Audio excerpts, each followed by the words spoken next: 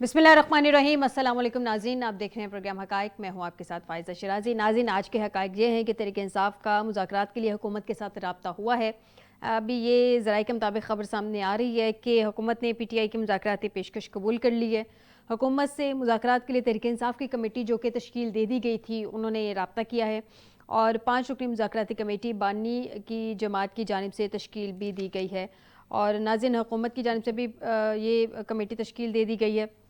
अब देखना यह है कि मुज़ाकरात तो स्टार्ट, आज जो ज़राए ख़बर दे रहे हैं कि इनकी पहली जो बैठक है वो हो गई है। ये मुज़ाकरात हतमी शक्ल भी इख्तियार करेंगे क्योंकि माजी में भी बहुत सारे मामलात पे तहरीक इंसाफ़ और नून लीग के मुज़ाकरात होते रहे हैं।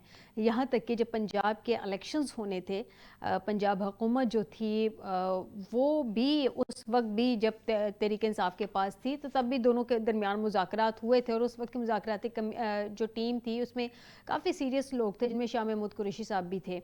लेकिन अब जो टीम है, अभी भी अब तक की क़यादत के हिसाब से तो उन्होंने चेयरमैन और बाकी लोगों को सीरियस ही फेसेस ऐड किए हैं हुकूमत की जानिब से। लेकिन इस सीरियस फेसेस का एंड रिज़ल्ट क्या होगा? क्या मुज़ाकरात भी वाकई सीरियस होंगे या मुज़ाकरात से मुज़ाकरात खेला जाएगा और एंड रिज़ल्ट कुछ भी नहीं निकलेगा? क्योंकि नाज़रीन, अभी जो हमारे मुल्क की सूरत हाल है, इसमें मुज़ाकरात बामायनी होने चाहिए, मुज़ाकरात का नतीजा निकलना चाहिए और मुज़ाकरात का नतीजा पॉजिटिव निकलना चाहिए। क्योंकि जितना कुछ पैनिक फैल चुका है इस वक्त मुल्क में, हमारे पाकिस्तानी मज़ीद मुतहम्मल नहीं हो सकते मज़ीद पैनिक के लिए, क्योंकि उसके बाद फिर सिविल नाफरमानी की एक तहरीक है जो कि अनाउंस की हुई है तहरीक इंसाफ ने। तो बेहतर तो यही होगा कि हुकूमत और तहरीक इंसाफ आपस में मिल बैठ के मामला हल कर ले, ताकि मामला उस साइड पे जाए ही ना। इस सब के अलावा नाज़रीन, ये भी इतलात आ रही हैं कि ये जो रब्ता हुआ है ये तहरीक इंसाफ ने खुद किया है। ज़राए के मुताबिक ये भी अभी इतलात हैं, तहरीक इंसाफ की जानिब से कन्फर्मेशन तो अभी नहीं आ रही इस बात की। और जो पेशगी मुतालबात सामने आ रहे थे तहरीक इंसाफ की जानिब से, उनसे भी एक स्टेप पीछे हट गई है। और असद कैसर और सलमान अकरम राजा की जो अयाज सादिक से कहा जा रहा था मुलाकात है, और PTI 9 मई और 26 नवंबर पर जुडिशल कमीशन चाहती है। इस तरह के जो पेश की इनके मुतालबात थे, और जुडिशल कमीशन भी इन्हें चाहिए था। सुप्रीम कोर्ट के सीनियर जजेस के जो है ज़ेर इंतज़ाम ये इनको जुडिशल कमीशन चाहिए था। इसके अलावा इनके जो सियासी कैदी थे उनकी रिहाई भी कहा जा रहा था। अब देखते हैं कि किस बात पे नेगोशिएशन होती है, किस बात पे इत्तफ़ाक़ राय होता है हुकूमत और तहरीक इंसाफ में, और क्या अब वहाँ से एक स्टेप पीछे हटा जाता है हुकूमत, एक स्टेप आगे बढ़ती है, किस तरह से मामला सेटल्ड होते हैं, इस पर भी बात करेंगे आज के प्रोग्राम में नाज़रीन। क्योंकि शौकत यूसुफ़ज़ई ने दूसरी जानिब से अहम बात की है। वो कह रहे हैं कि हुकूमत ने संजीदा मुज़ाकरात ना किए तो 14 दिसंबर से सिविल नाफरमानी का ऐलान होगा। वो तो पहले से ऐलान हो चुका हुआ है। नाज़रीन, ख्वाजा आसिफ ने, चूँकि हमारे डिफेंस मिनिस्टर हैं, बड़ी इंपॉर्टेंट होती है उनकी भी कोई भी स्टेटमेंट, और वो अक्सर ही तुंदो तेज़ बयानात देने के हवाले से मशहूर भी हैं। उन्होंने कहा है कि इस बात में कोई शक व शुबे की गुंजाइश ही नहीं कि फैज़ हमीद और बानी PTI जराइम में हिस्सेदार थे। इन दोनों के मुफादात एक हो गए थे। और चार्जशीट के हवाले से, जो कि कल फैज़ हमीद पे चार्जशीट के हवाले से खबरें सामने आई थी, ISPI की प्रेस रिलीज़ आई थी, उस पे उन्होंने कहा कि चार्जशीट के अकेले मुलजिम फैज़ हमीद नहीं बल्कि बानी PTI भी हैं। ये डिस्कशन हमने कल भी की थी, और आज ख्वाजा आसिफ साहब के स्टेटमेंट के बाद ये डिस्कशन दोबारा सामने आ गई है। सब पे बात करेंगे आज के प्रोग्राम में। आपको बताते चलें कि हमें ज्वाइन किया है सरदार गौस बख्श बारूज़ई साहब, साबिक वज़ीर आला बलोचिस्तान। बहुत शुक्रिया सरदार साहब आपका हमें ज्वाइन करने के लिए। एयर मार्शल रिटायर्ड एजाज़ मलिक साहब, सीनियर एनालिस्ट, बहुत शुक्रिया एयर मार्शल साहब आपका भी हमें ज्वाइन करने के लिए। मियाँ अब्दुल वहीद साहब, सीनियर एनालिस्ट, बहुत शुक्रिया मियाँ साहब आपका स्टूडियो में ज्वाइन करने के लिए। सबसे पहले एयर मार्शल साहब से जानते हैं। एयर मार्शल साहब, जैसी बात है, जो हमारे फ़ौजी इदारे हैं या फ़ौज है उसमें बड़ी डिसिप्लिन है, उनके अपने रूल्स होते हैं और डिसिप्लिन तरीके से वो चला जाता है उसके अंदर। अब ये जो कहा जा रहा है कि चार्जशीट है वो फैज़ हमीद के ख़िलाफ़, कल से ये ख़बर सामने आई है, चार्जशीट जो है उसको कहा जा रहा है कि फ़र्द जुर्म टाइप, शायद फ़ौज में उसको फ़र्द जुर्म ही कंसीडर किया जाता है। अब ये इसमें आज ख्वाजा आसिफ ने बानी PTI को भी शामिल कर दिया। वो कह रहे हैं कि सिर्फ फैज़ हमीद नहीं बल्कि बानी PTI भी इसमें शामिल हैं। Sir, your initial comment. मेरे ख्याल में जी ये ख्वाजा साहब का जो बयान वो इन हालात में कोई मुनासिब बात नहीं है, क्योंकि ये जो कोर्ट मार्शल का प्रोसेस है, ये फौज का अंदरूनी मामला है ठीक है। और बगैर किसी क्रेडिबल एविडेंस के हमें इसमें जो है इसको पॉलिटिसाइज नहीं करना चाहिए और जो है इसको जो है उसको अदारे की स्वाबदीद पे छोड़ना चाहिए कि वो इसको अपने जो आर्मी एक्ट 1952 है उसकी जो प्रोविजंस हैं उसके मुताबिक इसको एक ट्रांसपेरेंट और ऑर्गेनाइज तरीके से वो उसको कंडक्ट करेंगे और उसमें जाहिर है जो एक्यूज होते हैं जब उनको चार्ज शीट करने का मतलब ये है कि उनके खिलाफ एक क्रेडिबल एविडेंस प्रोसिक्यूशन के पास मौजूद है जो कि एक इनिशियल इंक्वायरी या समरी ऑफ एविडेंस की सूरत में उनके पास आया होगा और उसके बाद उन्होंने ये इकदाम उठाया जो कि एक मुरवजा जो तरीकाकार है आर्मी एक्ट का उसके मुताबिक बिल्कुल वो एक मुनासिब तरीकाकार है और उसमें और दूसरी बात ये है कि ये कोई पहली बार नहीं है कि फौज में किसी का कोर्ट मार्शल हो रहा है या किसी सीनियर ऑफिसर का कोर्ट मार्शल हो रहा है। फर्क सिर्फ शायद ये है कि पिछले कुछ सालों में मीडिया में और आपस की बयानबाजी में जो है बहुत सारे इश्यूज को पॉलिटिसाइज कर लिया जाता है और ऐसे बयानात से लोग लेकिन एयर मार्शल साहब माजर चाहती हूँ इंटरप्ट करने के लिए इंटरप्ट करने के लिए, लेकिन क्या ये तारीख में पहली मर्तबा नहीं हुआ कि साबिक DGI-SI का कोर्ट मार्शल चल रहा है? जी अगर DG का नहीं तो बहुत सीनियर ISI ऑफिसर का पहले कोर्ट मार्शल भी हो चुका है और उनको सजा भी हो चुकी है तो बड़े सीरियस चार्जेस पे और मेरा ख्याल है हमें इसको एक ड्यू प्रोसेस और इसकी लॉजिकल एंडिंग तक इसका इंतजार करना चाहिए। बिल्कुल सही। सरदार साहब, खुद एहतसाबी फ़ौज की जानिब से की जा रही है अपने इदारे के अंदर, बहुत अच्छी बात है कि खुद ही देखा जाए कि कहाँ पे क्या प्रॉब्लम्स हैं और हमेशा से फ़ौज करती रही है, बड़ा डिसिप्लिन इदारा है। सर, अब ये जो कहा जा रहा है चार्ज शीट के हवाले से फैज़ हमीद की, अभी ख्वाजा आसिफ साहब की आज की स्टेटमेंट है, वो उन्होंने उनके साथ नत्थी कर दिया है बानी PTI को। अब आगे ये चार्ज शीट के बाद जो मराहल आगे आएंगे तो क्या उनमें बानी PTI को भी आप देख रहे हैं कि वो भी उस वक्त क्योंकि वो हुकूमत में थे तो वो भी उनको लिंक किया जाएगा फ़ौज की जानिब से और आगे फ़ौज अपनी तहवील में भी लेगी उनको? क्या ऐसे मामला आप होते देख रहे हैं सरदार साहब? बीबी, आपको एक तरह से हुकूमत चलती है उस तरह नहीं चल रही। हम समझते थे कि जैसे ऑटो पे लगा देते तो जहाज वैसे ही उड़ता रहता है और वो इसी सिस्टम को चलाता है अपना। तो अगर डिसिप्लिन इदारे हैं बिल्कुल ठीक थे तो जनरल फैज जो थे DGI-SI थे उस वक्त उनके अपने महकमे ने अपने उनके इदारे ने उनको सब नहीं किया कि तुम ये गलत कर रहे हो। अगर तो हम ये समझे क्योंकि शौकत खानम का बेटा जो है कहीं पे खराबी कर रहा था, मैं उसको बानी PTI नहीं कहता जी, ठीक है, तो इस वजह से ये इनके अंदर पॉलिटिकल इंसाइट जो है हमारी वो बहुत खत्म है। मिलिट्री माइट बहुत जरूरी है। जब हमारी मिलिट्री कमजोर होगी तो हम कहीं के नहीं रहेंगे। मिलिट्री माइट बहुत जरूरी है लेकिन पॉलिटिकल इंसाइट नहीं है। ये इंसाइट शरीफ का जो बेटा है नवाज शरीफ, उसके खानदान का, जिसमें मोहब्बतें भी बहुत हैं, नफरतें भी बहुत हैं। उन लोगों की जो ना ड्रामाबाजियां हैं सारी, जिस तरीके से वो हुकूमत को चलाना चाहते हैं, बहुत जोर लगता हुआ अगर कोई और होता और ये खानदान मुकाबले में नहीं होता। उन्होंने शौकत खानम के बेटे को निकाल के फेंक दिया ऐसे जैसे अपना क्या कहते हैं उसको, मक्खन में से बाल। ऐसे नहीं है जी, पॉलिटिकल इंसाइट खत्म हो चुकी है और वो इंसाइट भी जो मिलिट्री माइट इस्तेमाल कर रही है। ये इतने ताकतवर कभी भी नहीं थे। इन लोगों ने जो मॉडल टाउन में किया, इन्होंने धमकियां दी अपने शेख उल इस्लाम जिसको कहते हैं जी, वो उनको कि तुम आ जाओ फिर देखो हम तुम्हारा कैसा इस्तकबाल करते हैं। इस्तकबाल हुआ, उस धमकी का रिजल्ट आपने देखा कि टाउन में क्या नहीं हुआ। ये मॉडल टाउन हजम कर गए। अगर इतने ताकतवर ना होते तो शायद कोई और इसको हजम नहीं कर पाता। एक मॉडल टाउन लोगों ने हजम कर लिया है। अब इस्लामाबाद का जो है मस्कर था वो भी हजम कर जाएंगे। फिर अल्लाह खैर करेंगे, फैलते जाएंगे, हमारी तरफ आ जाएंगे, कोयटा में कुछ कर देंगे, वो उधर अपना के में जाके कुछ कर देंगे। शरीफैन की सियासत इतनी है और पावर भी उनकी बहुत ज्यादा है। पॉलिटिक्स में मैंने इनके ऑफिसर्स को उस जमाने में मैंने इनके उनको बहुत बड़े इदारे के उसको क्या कहते हैं ऑफिसर को कांपते हुए देखा कि सर ये बंदा मरवा देते हैं, अगर आप मुझसे बात करनी होती तो मैं जी। आपको सब कुछ बताता। उस बंदे का भी नाम मुझे पता है जो कांप रहा था, वो ताकतवर इदारे का अच्छा अफसर था, छोटा अफसर भी नहीं था। तो अब ये है कि पॉलिटिकल इंसाइट होनी चाहिए, इनको आपस में मिल बैठना चाहिए। अब तो मेहरबानी करें, पाकिस्तान की आवाम के ऊपर अच्छा भला ठीक ठाक घर है, मुल्क है देखने वाला, क्यों जी। इसके पीछे पड़े हैं ये?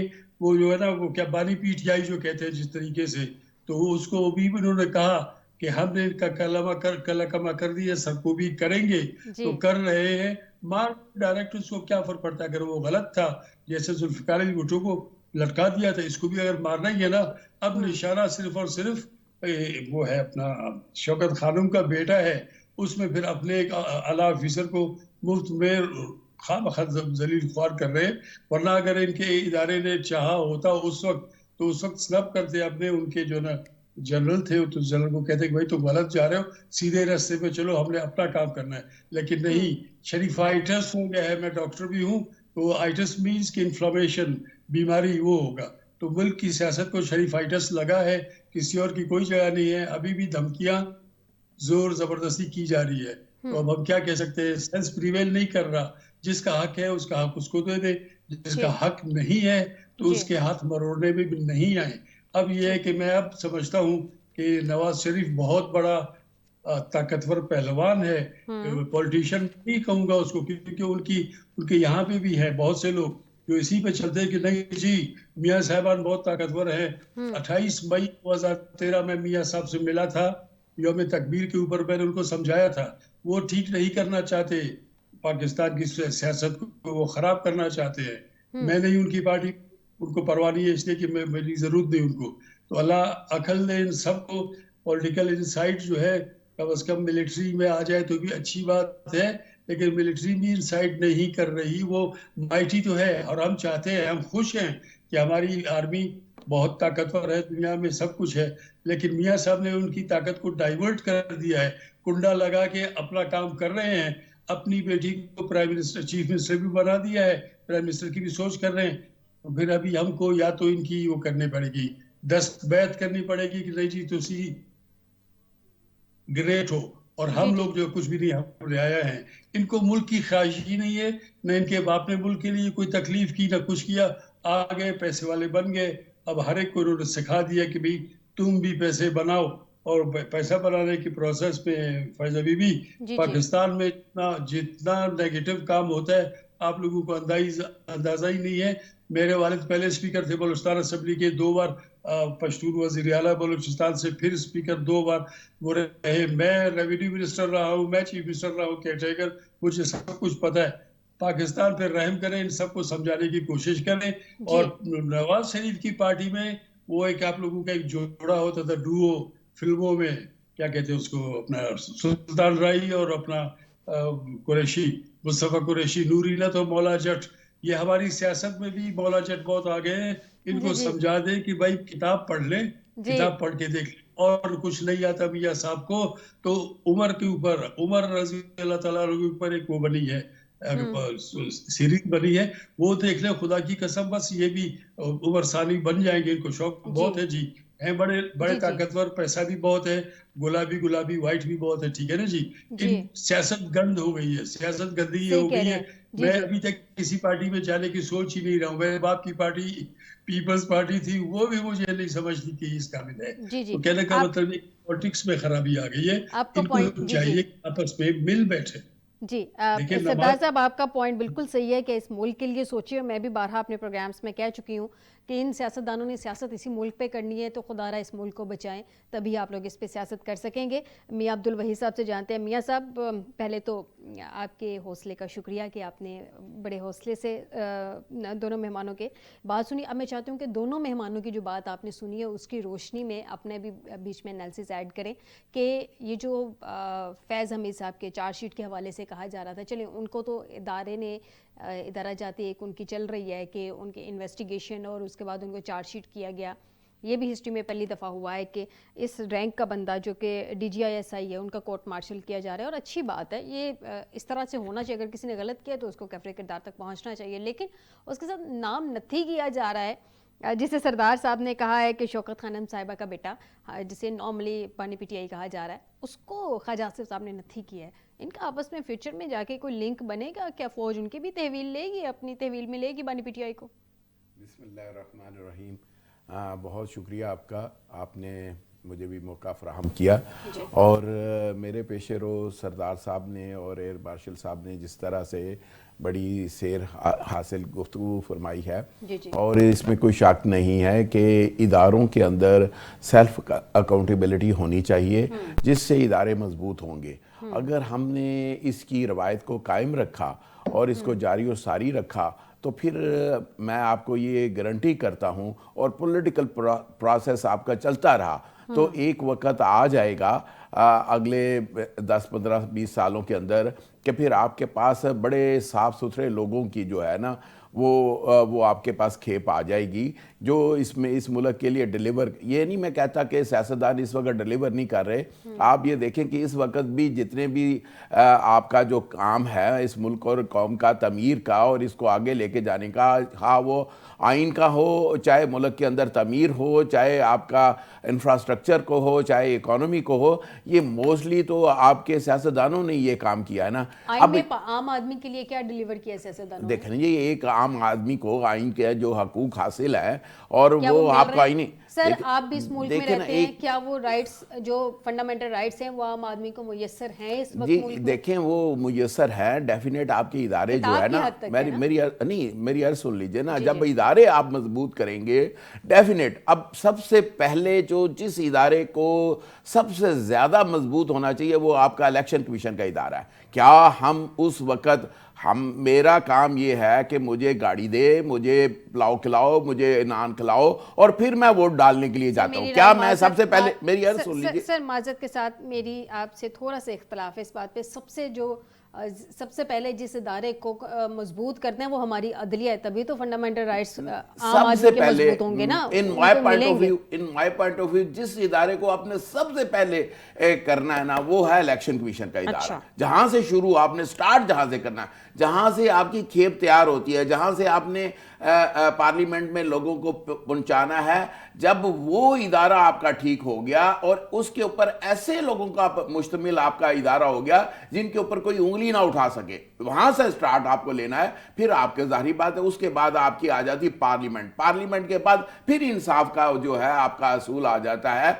जब आपकी कानून साजी देखे ना, जिस जुडिशरी के लिए कानून साजी आपने करनी है तो वो पार्लियामेंट से होना है। और पार्लियामेंट के अंदर आपके जब लोग साफ सुथरे नीट एंड क्लीन आपके बैठे हुए होंगे, डेफिनेट वो रिजल्ट्स आपको देंगे। नीट एंड क्लीन लोग कहां से आएंगे अभी? देखें ये नहीं है कि आपके मुल्क में नहीं है, वो हर शोबे में है आपके मुल्क के, और ऐसे ऐसे लोग हैं कि जिनकी मिसालें दी जाती है।